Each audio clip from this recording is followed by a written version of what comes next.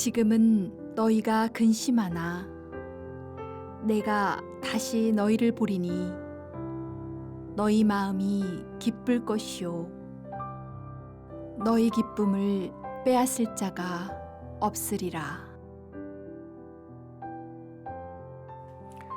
예수님은 당신을 따르는 제자들에게 빼앗기지 않을 기쁨을 주시겠다고 약속하셨습니다. 이 약속의 말씀을 읽을 때 이런 의문이 듭니다. 빼앗기지 않는 기쁨을 주신다고? 나는 매일 기쁨을 빼앗기는데 실패하여 실의에 빠졌을 때 어떻게 기뻐할까? 판에 박힌 일과를 매일 반복하는 지루한 인생도 있고 하루하루 살기가 힘에 겨운 사람도 있지 않은가? 우리가 빼앗기지 않는 기쁨을 정말 가지고 있는 것입니까? 예수님 말씀을 좀 더 읽어봅시다. 예수님은 신자들의 기쁨을 생생한 비유로 이렇게 설명합니다. 여자가 해산하게 되면 그 때가 이르렀으므로 근심하나 아이를 낳으면 세상에 사람 난 기쁨으로 말미암아 그 고통을 다시 기억하지 아니하느니라.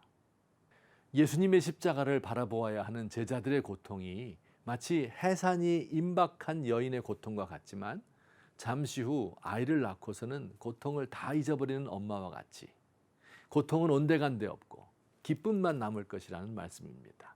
아이를 얻은 기쁨이 해산의 고통을 압도하는 것이지요. 그러나 이 예수님의 말씀에도 또다시 머리를 갸우뚱하게 됩니다. 아이를 얻을 때 기쁨이 있는 것은 틀림없습니다. 그런데 그 기쁨이 그렇게 지속됩니까? 맨 먼저 엄마를 괴롭히는 것은 아이가 잠을 못 자게 만들 때입니다. 밤중에도 2시간에 한 번씩 아이에게 젖을 물려야 합니다. 젖을 잘 먹으면 그나마 다행이지요. 아이가 아프기라도 하면 차라리 내가 아픈 것이 낫지 안절부절 못합니다. 기쁨이 사라집니다. 아이가 자라면서는 더욱 노심초사입니다. 넘어져서 무릎팍이 까져서 들어오기도 하고 학교에서 따돌림 당할 때도 있고 재수 삼수에도 원하는 학교에 들어가지 못할 때 직장을 잡지 못하고 빈둥거릴 때 실연당하여 밥도 안 먹고 누워있는 모습을 보면서 부모는 기뻐할 수 없지요. 등록금에 학원비 대느라 등골 빠지게 일했는데 그 공도 모르고 부모에게 대들고 반항하고 어긋날 때 삶의 의미가 사라집니다. 생명을 얻어서 기쁜 것은 잠시뿐이고 그 이후에 따라오는 것은 고통스러운 일상이 아닙니까? 오히려 아기를 낳은 후 한시도 편안할 날이 없는 것이 아닐까요? 빼앗기지 않는 기쁨이라니요. 사랑하는 성도 여러분, 여기서 우리가 잘 생각해 보십시다. 아이를 낳은 후 한시도 편안할 날이 없는 것은 사실입니다. 하지만 우리가 꼭 알아야 할 것이 있습니다. 아기 때문에 마음 졸이고 아이 때문에 가슴 아파하고 눈물 흘리는 것도 아이를 통한 또 하나의 기쁨이라는 사실입니다. 아이와 함께 기뻐하는 것은 물론 기쁨이고요. 아이와 함께 아파하는 것도 기쁨의 일종입니다. 자녀들이 성공을 거두어 부모를 기쁘게 해주는 순간도 큰 기쁨이지만 실패의 순간 바작바작 타들어가는 아련한 아쉬움도 행복의 일부라는 말입니다. 정말 자녀가 보기 싫고 미울 때면 그래서 괜히 낳아서 이 고생한다고 생각되실 때면 한번 상상해 보세요. 이 아이가 없었더라면 나의 인생이 어떠했을까 하고요. 차라리 없었던 게 나았을 것이라고 생각되십니까? 그런 분은 한 분도 안 계실 것입니다.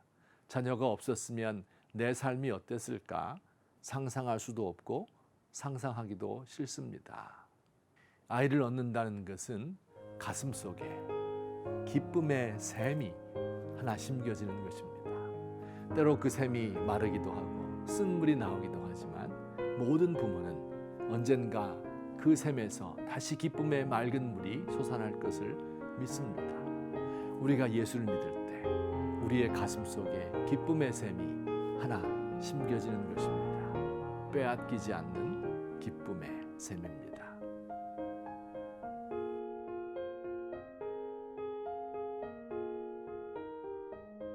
예수님의 사랑에 한 번 스치게 되면 아무 일도 없었다는 듯 과거로 돌아갈 수는 없습니다.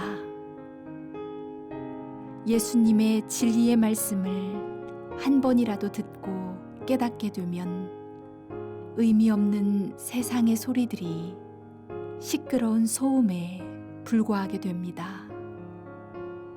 자유와 기쁨의 샘물을 마시고 나면 다시는 속박의 상태로 들어갈 수가 없습니다.